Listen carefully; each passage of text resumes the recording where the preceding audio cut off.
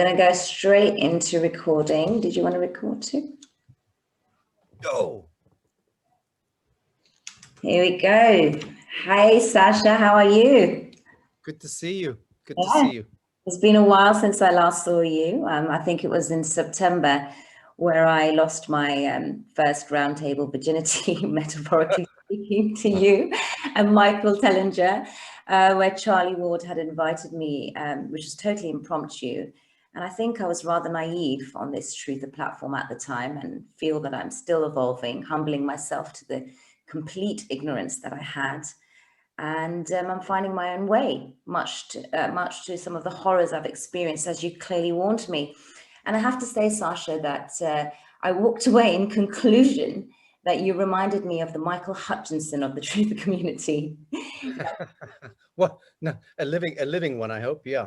Yes, as you still are, like the enigmatic rock star that I believe you were as well, and someone that articulates himself so eloquently in superb artistry, mesmerizing your audience like no other, with your authenticity first and foremost, is what I truly pick up and feel and resonate with you.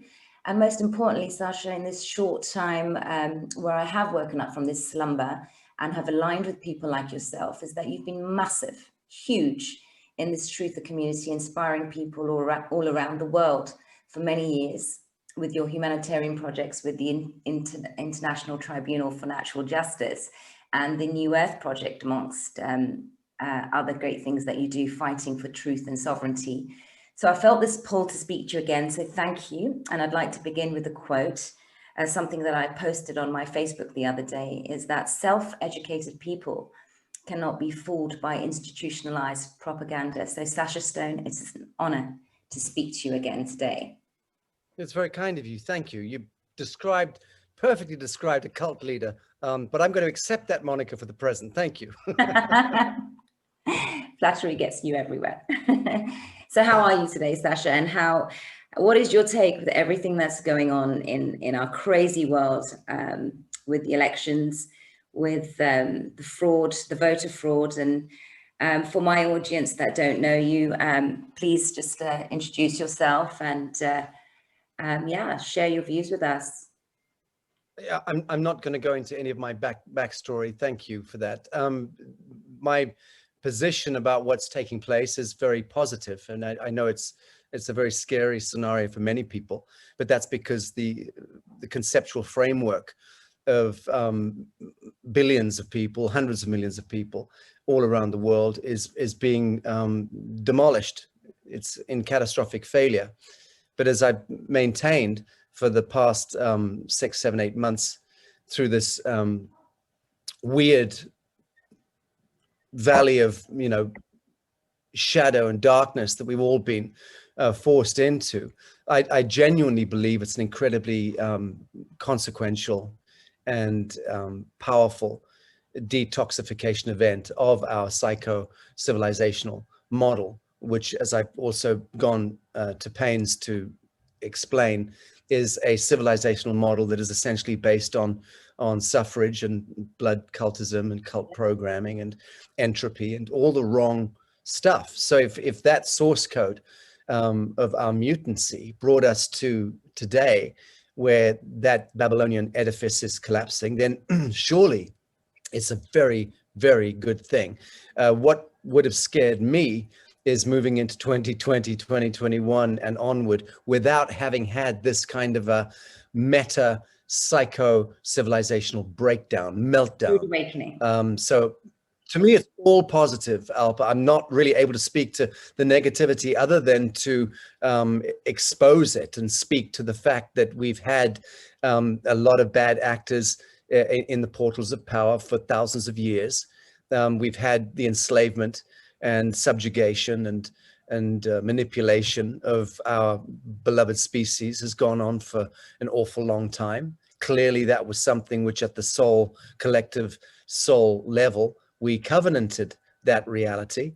And now we are choosing to uncouple from that mutancy and move into our collective autonomy, which is the regenesis of humankind. That's the Christed light. That's actually the first step of the ascension spiral. So again, it's all good. It doesn't really matter how you look at it. It's only bad if you are absolutely lost to pure truth and lost to your own innate divinity, your true nature. And there are many, many people in the world who are completely dispossessed of their Christed nature. And to them, this is a very, very scary passage. Yeah, Yea, though I walk through the valley of death and all of that, you know. I mean, you've been walking on this truth community for a long time. And like I said, I've just recently woken up from the slumber.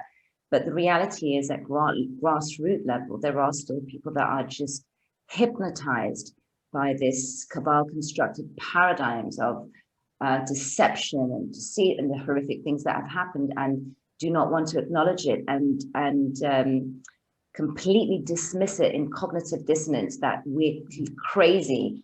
And I mean, I faced that. You know, I come from an Asian background, and my parents have been fairly liberal. However, they found this, everything that I speak about, a little bit far-fetched. However, they haven't, like, you know, completely ruled it. But at grassroots level, Sacha, that we have a long way to go to acknowledge this truth.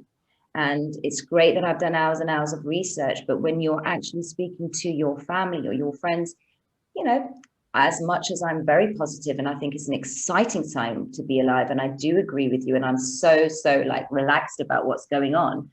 Yeah, at grassroots level, we have a long way to go, Sacha. Yeah, or we have a very short, sharp, shocking way to go.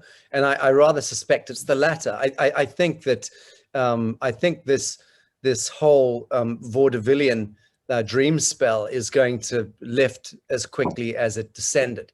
If you recall, this time last year, there was no talk of any kind of lockdowns and quarantining and masking and weaponization of the biosphere and all of that. Well, curiously enough, my team staged the Judicial Commission of Inquiry into weaponization of the biosphere in June of last year, because we did genuinely see that this was a problem and that we were moving toward, unconsciously moving toward an event horizon, which was going to meet us squarely with our own ignorance, and allowing invisible masters and Sabbateans and Masonic lodges and Bilderbergers and committees of 300 and pilgrim societies and or the Black Papacy and all of these satanic lodges in the echelons of power, to allow for all of them to be the arbiters and determiners of the evolutionary passage of humanity was obviously untenable. It obviously would never get beyond a certain point. It's like you build something false. You can only build it so high and for so long.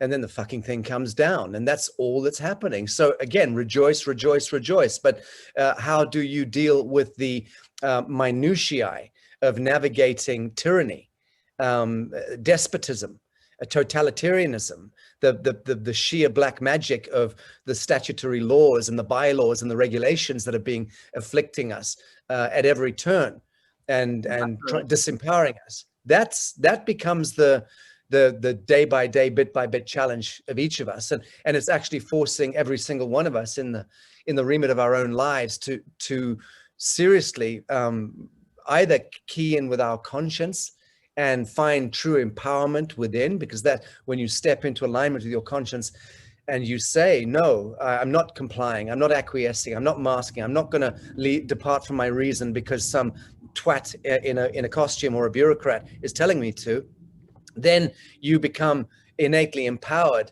by standing in that flame. And you know, of all people, you know how good that feels. And you know that the more you breathe that primal, sovereign, Christed energy into yourself and step away from the indentureship to the false light and the idolatry of the status quo, it feels really good, because that's where healing takes place. That's where you start to imbue health, wellness, and vitality into your cells. And it's that we're seeing that bifurcation between those who have given themselves, pledged themselves to fear and to reflexivity, or those who have pledged themselves to consciousness and sovereignty.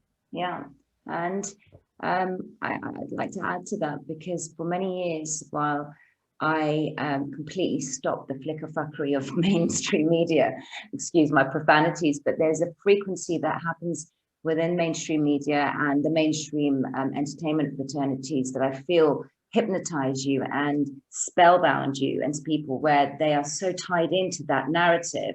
And I have not been involved in any of that or aligned with that for almost 10 years.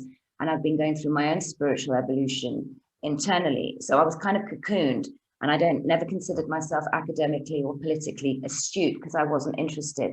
I didn't feel I didn't naturally gravitate towards any of that. And I kind of felt sheltered and like completely disconnected from the outside world.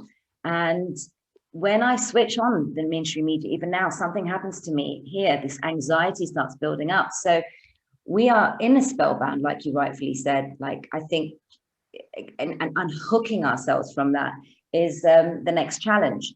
And there is that cognitive dissonance where there's going to be a lot of psychological car crashes, and they are happening, and I'm witnessing them. And we have to be there at the other end within the street, through the community, to help humanity evolve. But like I said, we're dealing with the day-to-day doldrums of masks and unmasking and these fights. So, while I'm doing... Can I just say that for me, you're absolutely right. Everything you're saying is right. But we are, again, preaching to ourselves and to those people already awakened somewhat from the dream spell. And I'm increasingly sensing the need to stop playing plasma and attention into an animation, into that status quo, because it is so defunct and so deviant. And it's not long for this world. This myopia and dystopia and insanity is not long for this world. Actually, it will be long for this world if we continue to muse on it. But I'm really beginning to feel, I think any day now, I'm going to completely excise myself from ever speaking into the status quo, because I know enough, I believe, about hyperdimensional physics to know that it is the very life force that we put into attention and speaking to the status quo, arguing within the status quo, having that ping pong dialectic within the status quo, that is what creates the animation and allows it to live another day. So at some point, our tribe, as you referred to the truther community, I just call them the Adam, the good humans, all good humans who are resonating at frequency X and above, which is to say, heart frequency, to be reductive about it.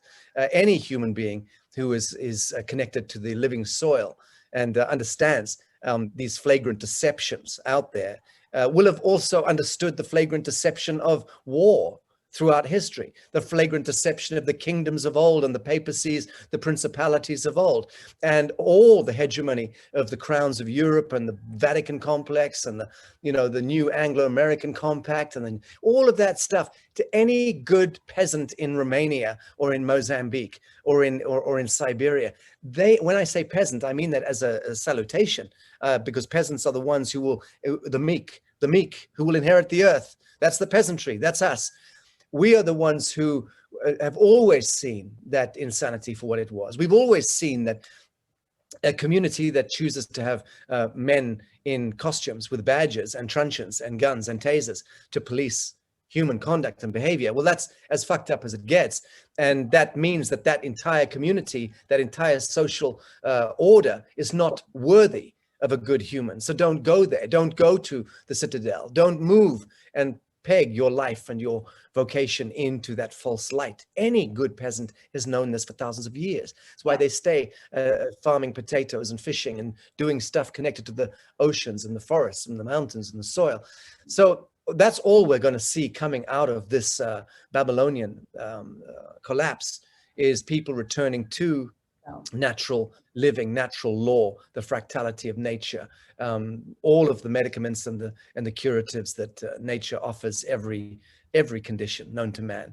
And then the more you move into I'm lucky I'm surrounded here in jungle. I'm deep in the Southeast Asian jungle here, and I'm still able to connect through this technology. But it's so clear and palpable to me from here. I can see very clearly what's happening over the waters in the Western world.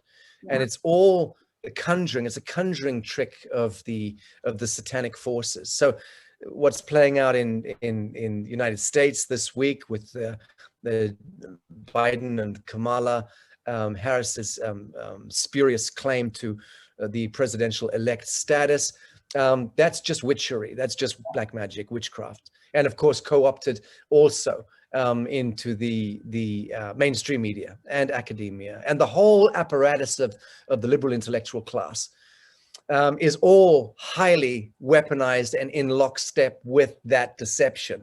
Of course it is. That's what feeds all of those professional classes, the lawyers and the doctors and the technocrats. Without deception, they have no lifeblood. They've got no animus. They have nothing to look forward to. They have no pension. They've got no salary. They've got no power, affluence. So unconsciously, with 90% of them, 10% of them are evil as sin and know fully what they're doing. And they're culpable. And they'll perish to this culpability. And it will hurt them really bad.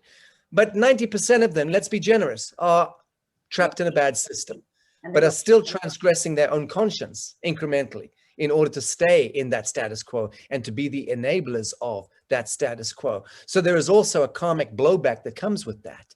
And woe betide, it's coming. Right now, as you will know, with the true disclosure of Trump's ascendancy to a second term, not just on a landslide victory, but on the greatest mandate ever given to a president in the history of American politics, almost certainly that's happening in the days and weeks ahead. And when he does move in and the deep state is taken down, we know how it's going to play out. And the liberal intellectual morass will squawk and twitter and claw at the air as their grand deception dissolves in front of them. And they will hurt like hell. And they must, and they thoroughly deserve to. Again, I say, the liberal intellectual class is the gravest threat, existential threat facing humankind today. Yeah, and I'd like to add to that, Sacha, because that's what I face within my network. And it was those folks that were the first to smirk and message me and say, oh yeah, Trump, he's won, has he? Yeah, like in a landslide, Alpa, because I was a Facebook assassin on, as you probably noticed, putting posts about my alliance with Trump. And it was these, what I call the pseudo-intellectual individuals that, you know, are so tied into the echelons of their institutionalized mindsets about feeling superior to people, and are the ones that are going to have the biggest car crash. And they are in the cognitive dissonance is unreal. And it was from them that I was getting this resistance, this reluctance, or even complete dismissal and willingness to open their hearts and say, hey, okay, Alpa, I'm willing to listen to what you're saying. It was just flat out, you're mad. You're just another conspiracy theorist. And this is from the likes of people, my friends, that unfortunately aren't anymore, like from the Oxfords and the Cambridge and the LSE institutions. And they were just flat out, like, they think I'm crazy. I think I'm complete crazy. And there has always been this polarity where, you know, I didn't study in a red brick university. I was from the next poly in Manchester. And it was like a superiority complex just growing up. So being Asian, they sort of force you to pursue, like my family forced me to pursue academia and go down that trajectory. And I just always noticed this disparity between the two. I think you understand what I'm trying to say here. Yeah, and that disparity is not going to go away. It's going to become more and more stark as that class that you're talking about, the people who are demonizing you and I for being conspiracy theorists. Well, the obvious answer to them is that, yes, indeed, we are conspiracy theorists. The fact that the theories prove out with the forensic evidence is another matter. And the fact that they themselves are in collusion with the conspiracists is what they ought to be concerned with, and they ought to be ashamed of, deeply ashamed at the soul level.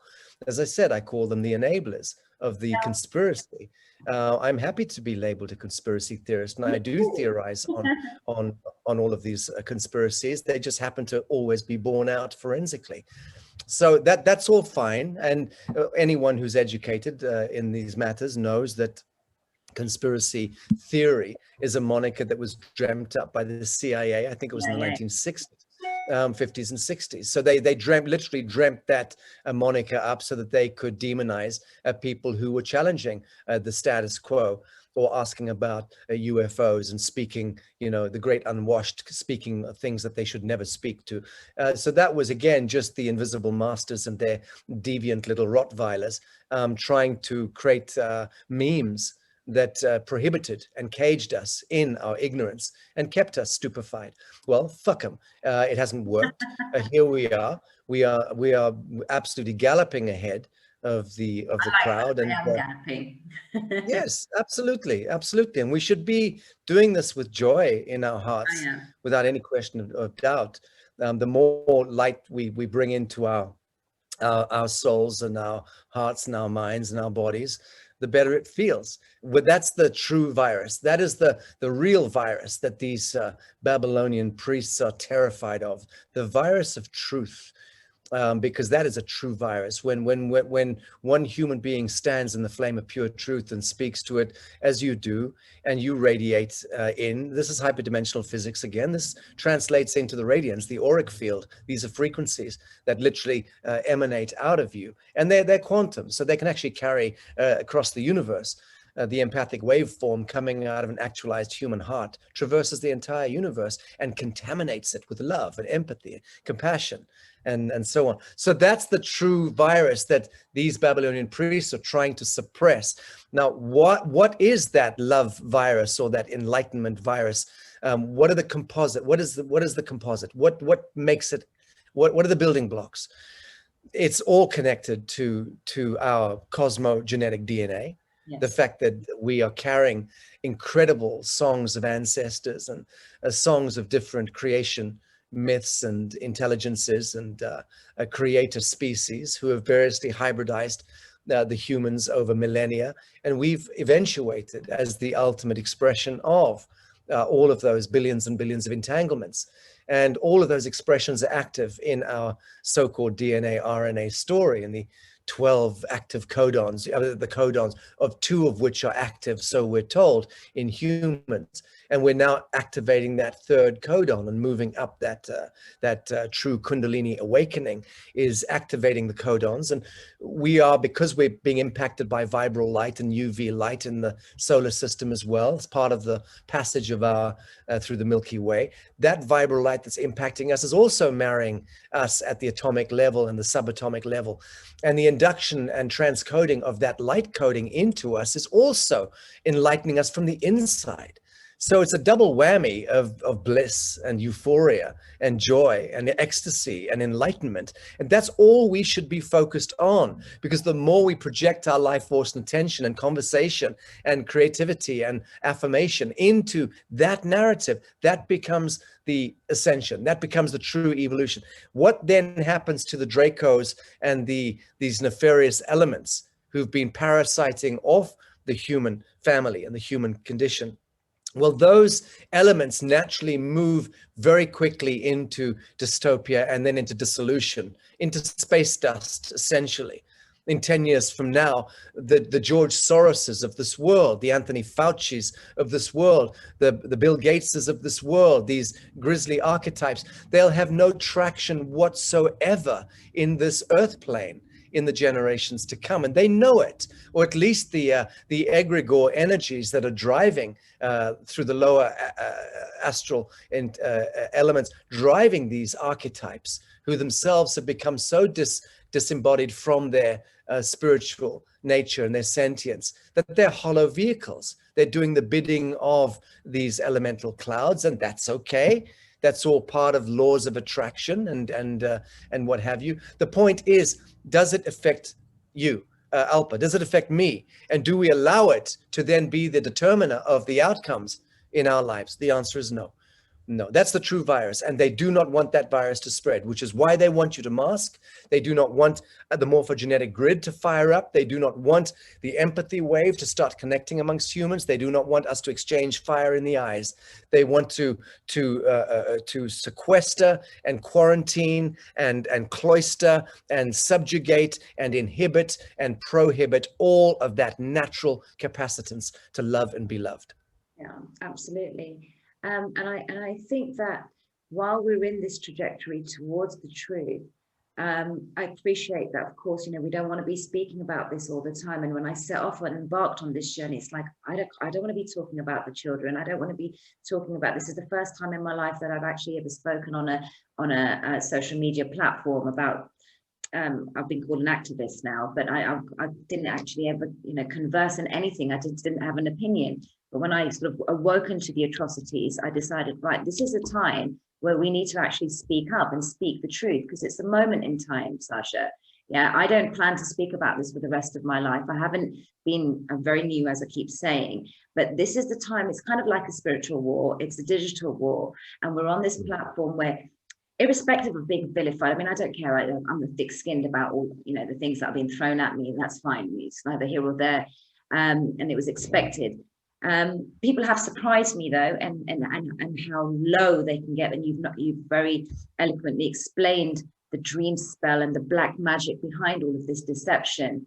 But you know, I encourage people to speak their truth, to be in their true expression from a place of love and in their sort of true authenticity. And I think authenticity has become a new superpower, to be able to express your Very good. Yeah, to have that authenticity and come from a place of love, to be able to align yourself with your own truth and actually see the unhealed parts in another person, but look at it from a place of love, but also have the kind of spiritual barrier where you can walk away from it without contempt, deceit, and hatred towards that person, but just realize that they're on their own journey, and you playing your part in this journey. So for me in particular, I'm in this battlefield. I've decided that, yes, I'm speaking about this. I didn't have any agenda, didn't know where it was going to go. I've only just set up my own channel. That's because everybody else's channels have been completely taken off, where all my videos were. So I had no choice but to set up my own channel. Yeah. You haven't been? Yeah. No, I haven't been, but you know, I'm kind of my narrative is quite bohemian. I'm not a serious researcher. I'm very well informed. I don't research stuff. I'm not a researcher. I'm well informed because I've been at it a long time, and because I care, and because I am authentic, and because I'm accurate, and there's a lot of clarity in what I say and what I think and what I manifest. So I'm strategic in what I do, but my conversation is very broad. Yeah. So I'm not a threat directly to, you know, the military industrial complex. I'm not a direct threat to, you know, the medical science fraternity, or a direct threat to the cardinals in the Vatican. I'm a kind of general pain in the bloody ass to all of them, because I'm very, very loose and bohemian, but I take a whole systems approach to life, because to my understanding and my consciousness, there's no other way of evaluating reality for me than by seeing things in an archetypal language, and not taking it too seriously or personally. I don't identify with the dramas. You know, I get over dramas very quickly, within a minute or two, and then I've assimilated them. And then I'm happy to be very calm and circumspect in the way I then continue to compose my argument or my discussion or my perspective. So I don't think I've not been deplatformed because I haven't become a particularly refined Achilles heel in any one of these directions. Mine is a generic and open conversation about the status quo. I'm more interested in elevation of art and beauty and consciousness than I am about talking up the atrocities of, you know, human rights and trafficking and pedophilia. I've done a lot of heavy lifting in those areas, as you know, setting up international tribunals and judicial commissions of inquiry, and that's very dangerous work, and it has been very, very dangerous, and there had horrible things happen along the way over the years, but it's by the by, and that was all then, and this is all now, and what I'm seeing is a beautiful, beautiful horizon that's beginning to emerge, And I want to be completely connected into the light coding that's coming in so that I can act as this transducer, this capacitor for anchoring patterns of perfection to this world. And then all I want to be doing is speaking about how those patterns of perfection are part of the revelation and are the thing we ought to be all retooling and repurposing our lives toward, that spectrum of joy and delight. Put it this way, there will be a long period of time ahead of us, at least a decade, where the world at large is going to need to have the reset. So the master reset is going to take about 10 years. To my mind, 2030 is an integral dateline, which is in 10 years from now. And that's because I believe it's going to take that span for the the collective, psycho-intellectual collective gestalt of humanity to take full stock of the horrors in the basement, and of the abject horrors of history and the deceptions of history and the mutations, and how governments and churches have deceived and lied to us for millennia. That stuff needs to go through there has to be a purging, a detoxing, and this is the start of it. But that's going to take a bit of time. It's going to be so much fun when real scholars are now allowed to come out from the basement, because now they've been incriminated. They're not allowed to speak truth in history, in geology, in what's going on underground and in the inner earth, in astrology and astronomy and astrophysics. All of these various areas are going to now be populated by the truth community in those disciplines.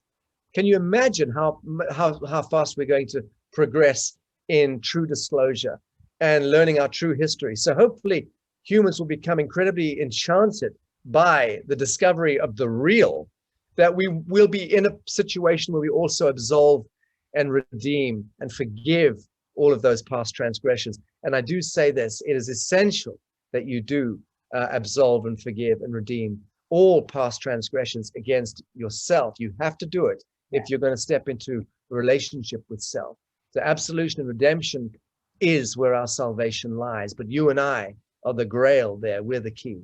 Oh, I think self-love disciplines is something that's going to be very important going in this inward journey, for sure. And you've actually, I thought that with all of this purging from children, this children stuff that's coming up from underground, and this news that we found out about how badly they've been treated and people are just not acknowledging it, there is going to be a long way. I mean, you said till 2030. I was thinking, well, we're going to a little bit shorter than that, by 2022, that, you know, we'll start stabilizing in humanity. But yeah, I think 10 years is probably a better number, because some of the sensitive subjects that have been coming out, Sacha, has just been my biggest gripe, really, where to try to get through to people. And you speak about like the masks and unmasking and all of that. And I do feel we have a long way to go. But what I'm focusing on is like saying the truth and speaking the truth, and also having and encouraging people to go on this inward journey and encouraging them to explore what's going on inside and understand what's going on, and have this awakening within and accepting the duality within. We both encompass like light and dark. So yeah, there is a long way to go in humanity, and 10 years down, I sort of earmarked it at 2022. No, but so let's drill into that. But the 10 years I'm describing is the time, I believe 7 to 10 years is what it's going to take to fully assimilate the truth of who we are as a multi-dimensional immortal species. I'm talking about being able to having to digest and assimilate an enormous body of comprehension and understanding about the true genesis, the cosmogenesis, about our DNA, about our creator species, about the truth behind religion and culture and all of that stuff. That's a process. And I think 7 to 10 years would be an incredibly short period of time if we're able to achieve that, which I'm certain we will. But we're talking about dealing with 12,500 years of galactic sleep cycle that we need to make amends within ourselves at the incarnational level. How the roles that each of us have played incarnationally in all of that. Again, when you recognize that this has all been an evolutionary passage, and even choosing to go into a galactic night or a galactic sleep cycle at the collective level, which we did after the Great Deluge, the apocryphal Noah and the Ark about 12,500 odd years ago. So going into that lowest quadrant of the grand precession of the equinox, a 12,500 year semi-arc cycle, which was really where we had to explore the deep, dark, turgid, bloody dimensions of this temporal reality. And here we're now moving through the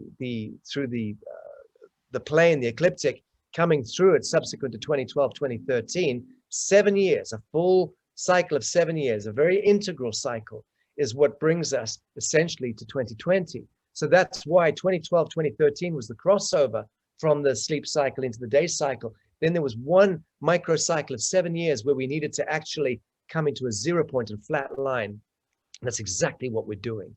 Yeah. So I'm applying the same math. The end of the long count Solkan, the Great Yuga happened 21st of December 2012, and that's taken us 7 to 8 years. I'm extrapolating and saying another 7 to 8 years, 10 years ahead of us, and we should have fully assimilated all of the majesty of who we truly are, the true story, and then be able to move into the very quickly toward a vertical ascension event, which I'm convinced now is 2046, and is at that time vector when the micronova is due to influx our planet with unbearable UV light coding. And the way I see it, and how I've been gauging things for many years in my comprehension, understanding of evolution and of hyperdimensional physics and of how consciousness evolves at the individual and then the collective level, and the activating of the morphogenetic grid and the activating of the noosphere as well, as above, so below. That's a beautiful mathematic and geometry that I know is playing out because I'm witnessing it. I'm one of those people who is a witness of that stuff, and it's working in such incredible universal harmony and synchronicity that it's right. It can't be wrong. So let's just each of us become more and more those that bear witness to the true revelation, and not run around like rats in cages imagining that we can psycho-intellectually answer all the questions and the conundrums and argue and debate. And it's never going to happen from here. It's not even going to happen from here emotionally. It's going to happen from a synthesis where the brain and the heart actually zero each other out, and you move into the gut. That's when you move into the gut intelligence, the psionic intelligence. That's where the Christed nature emerges. And that's the state of perennial witness that I urge my beloved brothers and sisters to begin to align to that divine quintessence that is within the sentient spark of each of us. Don't think you're going to think your way toward ascension. Don't think you're going to think your way out of apocalypse, because you cannot and you will not. The only way you can is to transmute the dialectic of the apocalypse ascension paradigms and transmute them, synthesize them into the transcendent principle, which is where you become unified with source consciousness. And in that space, time, in that absence of space, time, I should say, vector of pure consciousness, you are able to manifest the outcomes, project plasma, think of things, they'll manifest. And ultimately that's what other very advanced species do. They create they terraform worlds and reality by thinking of it. It's not like they've got to get, a geographer and divinations and then draw maps and blueprints and then get the builders in and start to put bricks and mortar. And then finally, one fine day, this great big edifice has been built, by sweat and tears. No, you ideate, you imagineer, you project plasma, and the molecules and the hyperdimensional molecules and all of these isotopes and things, they will simply manifest that reality. That's how the heavenly realms are architected, using what I'm referring to as the hyperdimensional physics and spatial harmonics. And that's where we are being invited now to project our stupid 2 codon reductive DNA toward that blissful, majestic, ineffable, immortal paradigm. You and I determine how quickly we move into immortality. We can stay stupid for as many galactic cycles as we choose.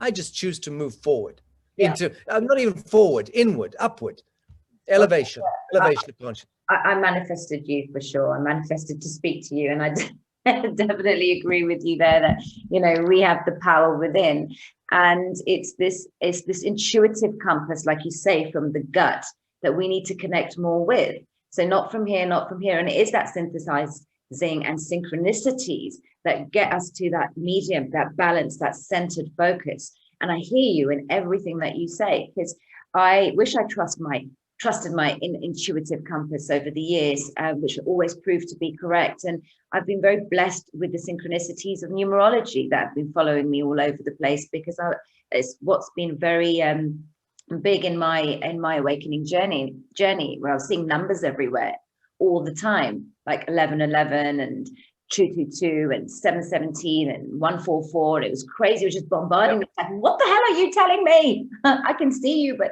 you know, I wasn't like able to read what they were saying. This was before February this year. And it was for 5 years, I was seeing these numbers and I was feeling like downloads and codes, and I just didn't understand, or I didn't have any kind of guidance or people that within my network that I could speak to about this, because they just thought I was barking mad. I go, oh, she should go numbers.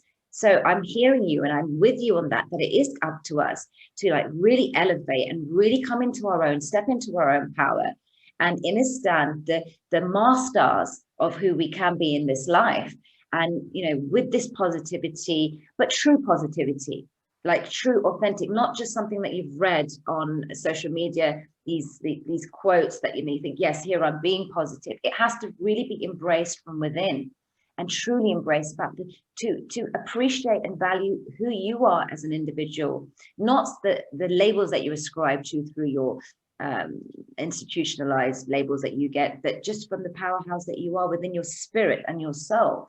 And that's where I think these last 10 years for me have been, this evolution of soul and connecting within self. So I appreciate all the experiences that perhaps at one time I had that I thought were negative, but they've truly helped me understand today what is going on that much quicker. Yes, indeed. There's not a question there, but I would say that you should possibly look to augment the word positivity or positive towards something, anchor it even further. Positivity is like hope and like faith and like trust. These are things which we should dispense with if we're going to step into our true manifest capability. Affirmation. What I'm learning in my old age is that to step into affirmation and to affirm everything, even the negative aspect of what's happening.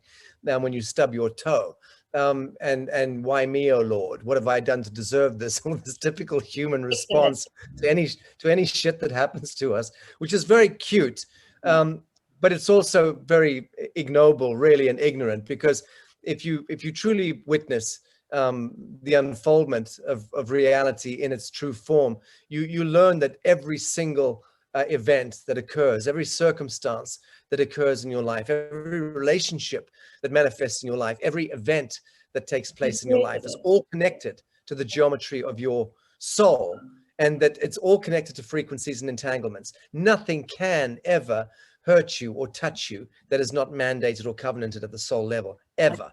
So learn that piece, and you've just understood Sovereignty 101.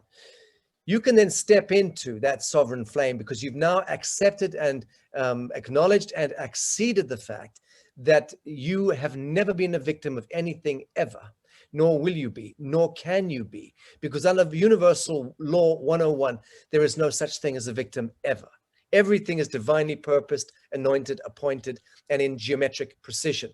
Just to own that is to carpe diem, is to seize the day. So owning that state of being here now without ever attributing any sense of victimization to it, is you stepping into the sovereignty. Now, are you able to take the throne of self? That is the question now. Are you then, as you take the throne of self, capital S, are you now able to receive the crowning, the true corona, the true coronation of your being here now, in this valley of darkness, in this shadowy world of witchery and of disease and of entropy and of death and the trial of separation?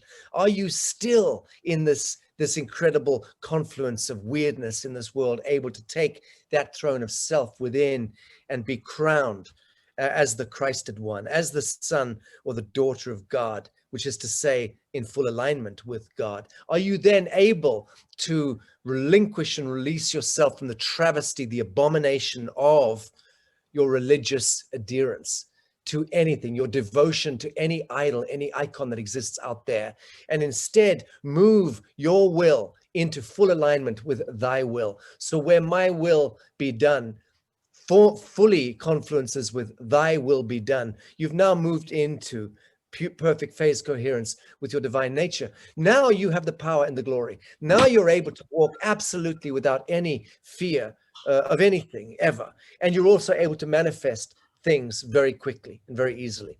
So that's the bliss that comes with moving beyond positivity, which is a noble, courageous attitude. But to put that aside and say, no, I'm not going to be positive. I'm not going to have trust or faith in anything, or hope. God forbid I should hope for anything. No, put those childish things away and say, I affirm, I am in the now. I own the Alpha and the Omega in the now. I will be crowned and throned in self in the now. I'll move into alignment with my divine purpose, and then I will become the manifestor.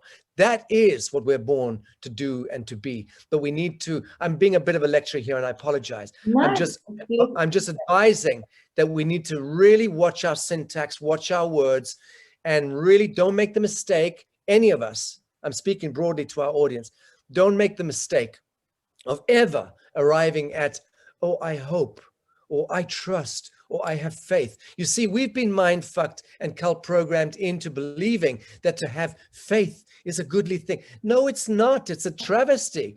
It's dare I say it, it's pathetic. Don't have faith in anything. Know it to be thus. Know it. Know what right action is. Know what pure truth is. Don't have faith in ideas. Affirm your own capacity to manifest those ideas, and only put your plasma, your life force into that being and doing in the now. But don't leave any of it to the third party, to the Catholic Church, to the priesthood, to the banker, to the doctor, to the teacher. They are all third parties. They are intercessionaries, all of them. We must devolve teaching altogether. There's no need for teachers or tutors or lecturers, none of them. There's no need for doctors, none. Healing is implicit. It's written into the majesty of every single living cell. Okay, once we're in attunement with the waters in the cells, we move into coherence. We heal through thought. Bada boom, that's it. You wake up one day, you've got a tumor, you've got a big lump, it scares the hell out of you, then dissolve it. Let it go. Tap into that psycho-emotional knot where that stems from. It will disappear just as quickly as it manifests. That's the same with everything. You can regrow your teeth with projecting plasma in the right way. We know that we can do it through linguistic wave genetics. So we can actually transpose a sick grandparent, can literally listen to an audio recording of the sound of the frequency of the DNA of their grandchildren in earphones, and it'll regrow their DNA and heal them and make them young again. This is proven out by Dr. Gary F., great pioneer in Russia, who's still alive and well. So we've got these incredible ABC black and white demonstrations of what we're capable of, taking place in science laboratories, even in the most reductive quantum mathematical faculty in Princeton or Yale or any of these Illuminati enclaves. You can go into their mathematical department, and even they will confess and tell you, yes, the premise of quantum math and quantum physics is that the attention of the observer of the experiment determines the outcome. What does that tell us? In simple terms, we are the manifestor. Even science admits that because it cannot not admit it. So get with it. Put away the books, put away the teachings, get into this, as you call, the inner standing, the inner scape, attunement with the universal law, the library of Alcyon, which is around us all the time. It's nested in the ethers. If the geometry of the spin of the atoms within my molecules and my cells moves into coherence, nested geometry, I move into alignment with the universal mind, the life force, the capacitance of the divine, and I'm then able to access that library without reading books, watching films and documentaries, because it is what it is. It self-exists in the field. I've not read a book since 1997. I will not pick up a book ever, and I don't read anything ever, and I don't watch films either. My own wisdom flame, and I'm not bigging it up here at all. I have no interest in teaching this to anyone else. I'm simply speaking my truth. My wisdom flame is something which I've accumulated through being in the now, living, having conversations with people like you, and reading white papers and caring enough about the boring shit like human trafficking and, like, you know, voter fraud, things like that. I care about the mechanics of the deception.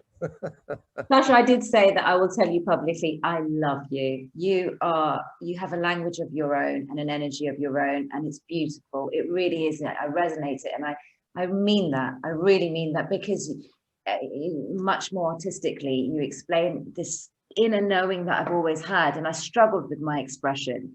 I struggled with that because I was kept minimized. I mean, I'm not saying this in a victimhood, but, you know, just having this inner knowing from when I was a kid. I always had this curiosity, this playful curiosity, and I question things all the time. But, you know, as you get older and in our communities, you get stifled and stunted. And I haven't read many books. I'm not an academic. I don't see myself as one, even though I've had to go down that road. I've always aligned inside, but maybe not acted upon it up until, say, 10 years ago. That's why I felt very cocooned. I don't watch films. I don't watch all this Netflix stuff. I don't watch the news. I don't read the papers. So around my communities and the people that I hung around with, I actually felt really thick. Yeah. I felt stupid. I felt like I couldn't keep up with current affairs. And the simple answer was, I didn't give a shit. I had no interest in it. It didn't. I'd rather talk about, you know, deep diving, stuff like this, the esoteric realm, the mystical realm. And that was where my interests were always. And, you know, I'm evolving in that journey, and I'm evolving every single day. And I think everything that you just left us with and endured us with is huge, and it's massive. And I definitely feel empowered. And I think the listeners will feel empowered, Sacha. So I'm truly grateful. And this probably has been my favorite discussion that I've had today. I feel a great energy. That's very kind. Yeah, and I do, and I say that from an endearing heart, because I was excited to speak to you today, and it's because of this. It's because of how you explain things, and it comes from the heart, and I'm sure, and I'm 100% sure that everyone can feel it. So it's a great note to end on. Thank you, Alpa. It's very, and very kind of you. Thank you. It's wonderful talk. And I look forward to having another discussion with you in the near future. So stay well. Great. Look forward to that. You too. Thank you.